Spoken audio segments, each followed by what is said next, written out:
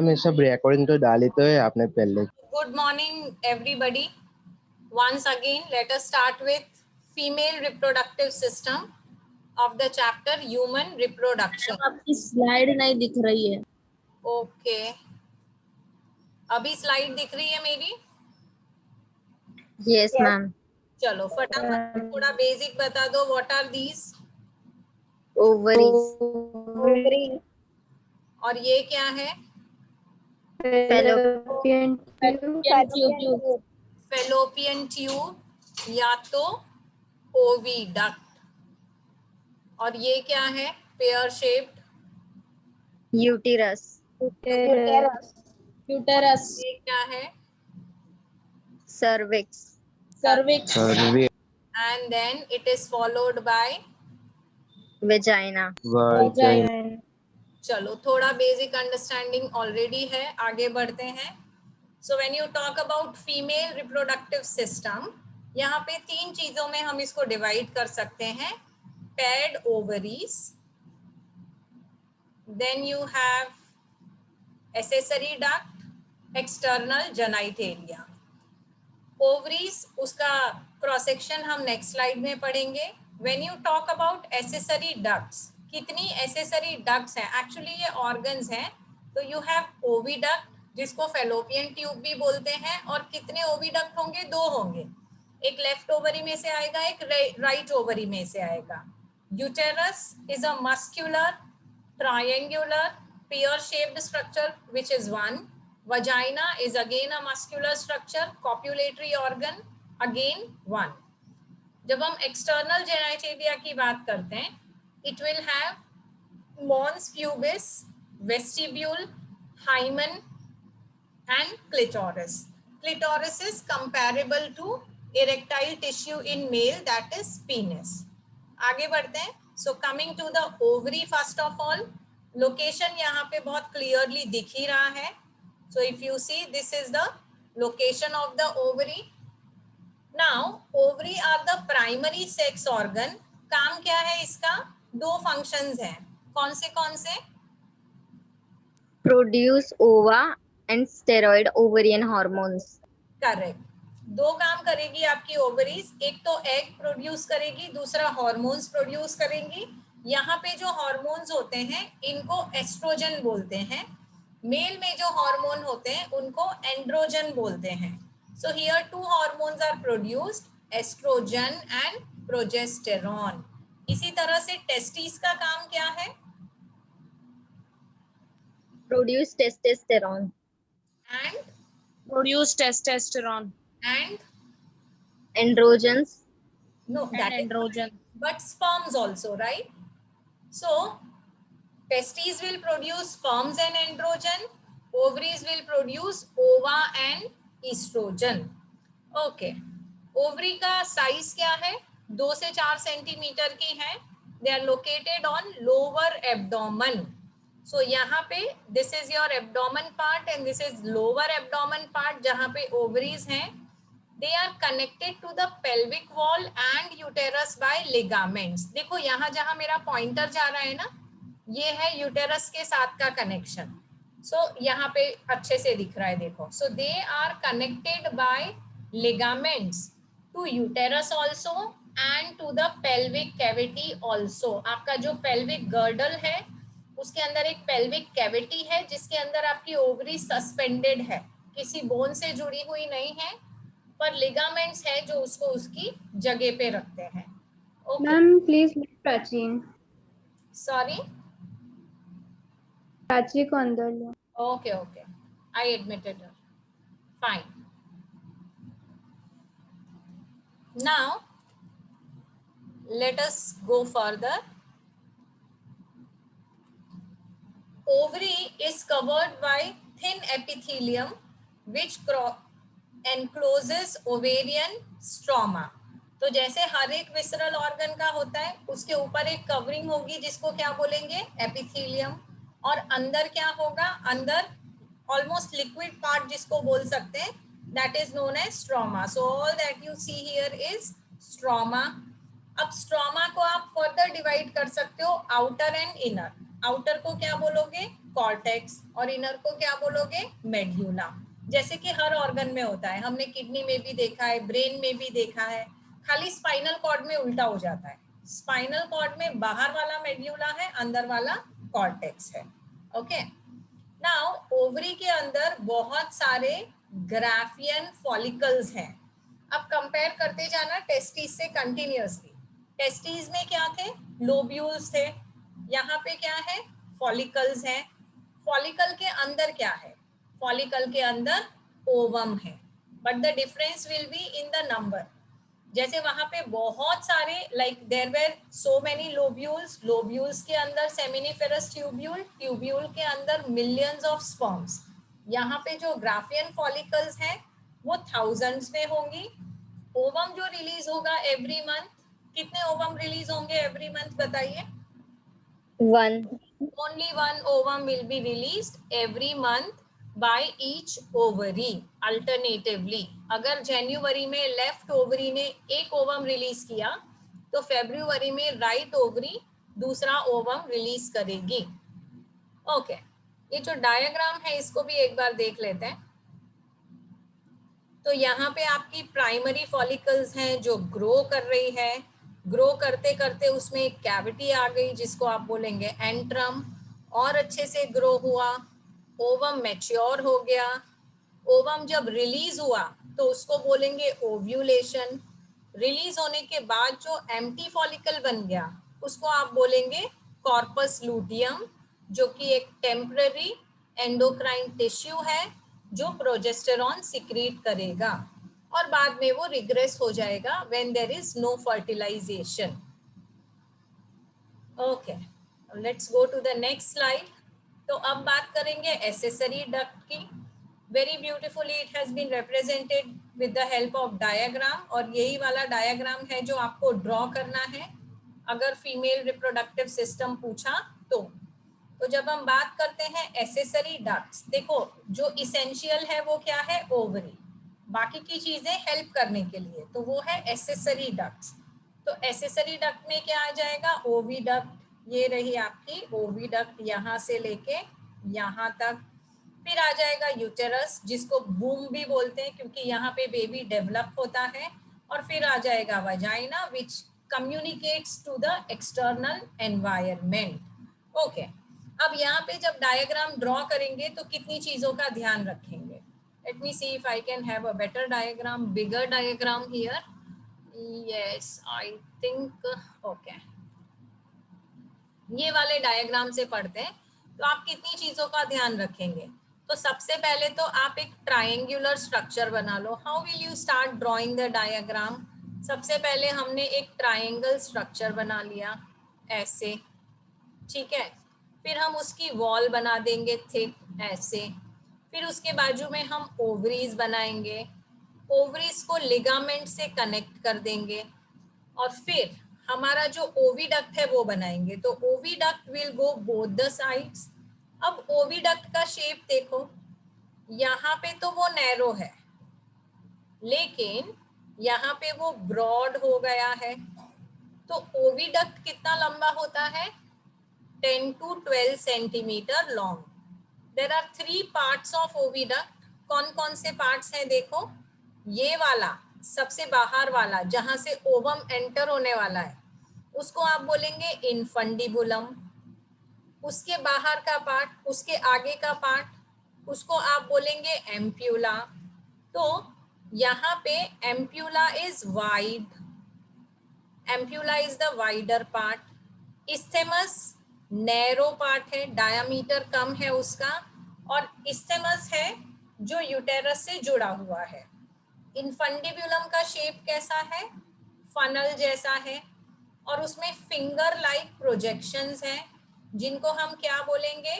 जिनको हम फिम्ब्रिए बोलेंगे। क्या काम है ये फिंगर लाइक प्रोजेक्शन का? ये ओवरी और इनफंडिबुलम दोनों के बीच में कोई फिजिकल अटैचमेंट नहीं है। जैसे ही ओवरी में से ओवम रिलीज हुआ, ये फिंगर लाइक प्रोजेक्शंस ऐसे बीट कर करके एक करंट प्रोड्यूस करेंगे ताकि ओवम सीधा ओवेरियन ट्यूब यानी फेलोपियन ट्यूब के अंदर जाए, इधर उधर ना खो जाए। ओके, क्लियर है? और इसका जो ल्यूमन है ओविडक्ट का, वो कैसा होता है? It has got ciliated epithelium. This is the only example, not only example, respiratory tract में भी होता है ciliated epithelium, but then it is one of the example of ciliated epithelium in human body. तो oviduct में ciliated epithelium क्यों है? क्योंकि वो सीलिया बीट कर करके ओवम को कहाँ भेजेंगे? यूटेरस की तरफ भेजेंगे, इधर उधर वो कहीं भी नहीं जाना चाहिए। ओके, एक और बात आपको बता दूं, कभी कभी क्या होता है, एम्ब्रियो यहाँ पर ही ग्रो करना शुरू कर देता है। आइडियली स्पीकिंग क्या होना चाहिए? एम्ब्रियो को इधर आके इम्प्लांट होना चाहिए और यहाँ पे ग्रो होना चाहिए, लेकिन अगर वो फेलोपियन ट्यूब में ही ग्रो होना शुरू कर दे तो इस तरह की प्रेगनेंसी को आप बोलेंगे एक्टोपिक प्रेगनेंसी। क्लियर है? अब आप मुझे बता दीजिए कि ओविडक्ट के कौन से 3 पार्ट्स हैं? Infundibulum, ampulla, and isthmus. Infundibulum को कैसे डिस्क्राइब करेंगे? It is a funnel-shaped opening with many with finger-like many fimbria. finger-like fimbria. It helps to collect the ovum. Wider part is known as Himadri, Ampulla. ampulla, and narrow part is known as Tanvi.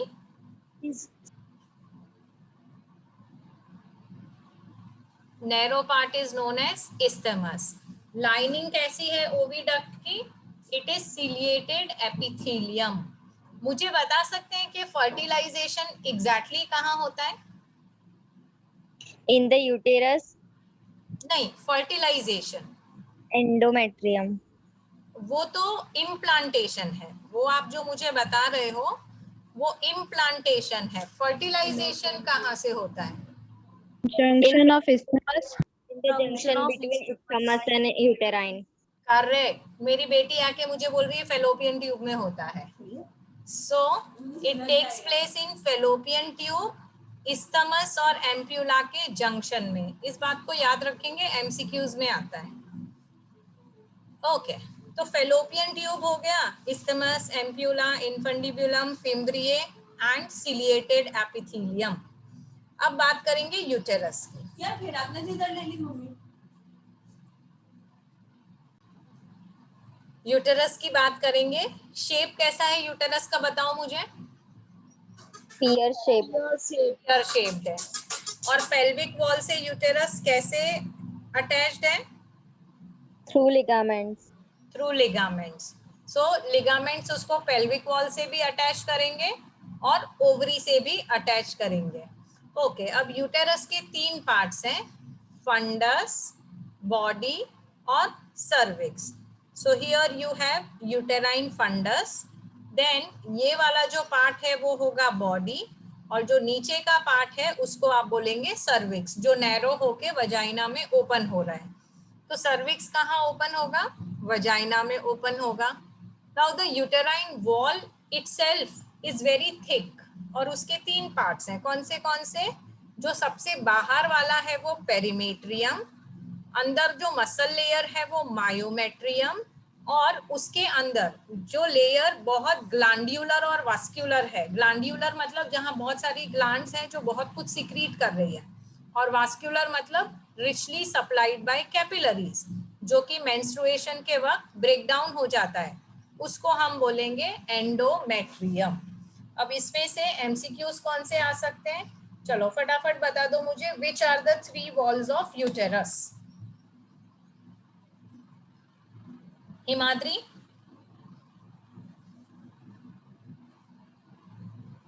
Haripriya, madam, answer बोलो। 3 uterine walls. perimetrium, myometrium, and endometrium. Correct. Okay. Now when you talk to accessory ducts, one more accessory duct is vagina. तो हमने 3 चीजों के बारे में बात की, fallopian tube, uterus और vagina. Vagina is the one which will open outside. अब देखो फीमेल में total there are 3 openings. Anus जो डाइजेस्टिव सिस्टम का ओपनिंग है, यूरेथ्रा जो एक्सक्रीटरी सिस्टम का ओपनिंग है, और वजाइनल ओपनिंग जो कि जेनाइटल सिस्टम का ओपनिंग है. मेल्स में कितनी ओपनिंग है? 2 openings. करेक्ट. एक यूरिनोजेनाइटल कॉमन है और एक है एनस. अब बात करेंगे वजाइना की. पहले यहाँ पे ये सारी ओपनिंग्स भी देख लेते हैं. तो देखो ये है आपका डाइजेस्टिव सिस्टम और ये रही उसकी opening, that is anus. This is rectum, right? So this should be anus. Okay, then this is your urinary bladder और ये उसकी ओपनिंग हो गई urethra. And this is your uterus which opens into cervix, which further opens into vagina. तो ये हो गई genital system की ओपनिंग, दैट इज वजाइना. तो वो किसके बीच में है? यूरेथ्रा और एनस के बीच में है. अब ये जो वजाइना का ल्यूमन है, it is lined by glycogen rich mucous membrane. वो जब स्पर्म उसमें एंटर करेगा तो वो बहुत ही वेट होना चाहिए ताकि स्पर्म अच्छे से स्विम हो जाए. If it is dry, sperm की मोटिलिटी अफेक्ट होगी. तो इसको वेट रखने के लिए क्या है? वेट रखने के लिए है Bartholin's gland and also sensitive papillae.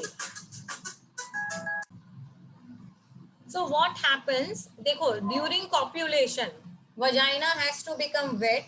तो उसके लिए ये जो म्यूकस मेम्ब्रेन है ये बहुत सारा म्यूकस सिक्रीट करेगी. अब उसको एक सेंसेशन आना चाहिए. तो सेंसेशन के लिए, फील करने के लिए यू हैव सेंसिटिव पैपिले. ऐसे ही सेंसिटिव पैपिले आपकी टंग में भी होते हैं जिससे आपको टेस्ट फील होता है. यहाँ पे आपको टच फील होगा and in response to the feeling of touch, it will keep on secreting mucus which will enhance the motility of the sperm, allow the motility of the sperm. Okay, so what is the function of Bartholin's gland? It is, the function is lubricating penis during the sexual act. Okay, चलो अब आप मुझे बता दीजिए what kind of papillae and glands are present in vagina? Sensitive papillae and Bartholin's gland. क्या है Bartholin's gland का? It lubricates the secretions of Bartholin's glands lubricate penis during sexual act. And vaginal opening is located between which 2 openings? Urethra and Urethra anus. and anus. Okay. Now coming to external genitalia, जैसे mails में penis था वैसे यहाँ पे हो जाएगा vulva या तो प्यूडेंडम. This will consist of mons pubis, vestibule, hymen and clitoris. तो यहाँ पे जो मस्क्यूलर स्ट्रक्चर है थोड़ा रेज्ड सा, it is known as mons pubis. किसका बना हुआ है? फैटी टिश्यू का बना हुआ है which is generally covered by pubic hair, जो कब ग्रो करना शुरू करेंगे?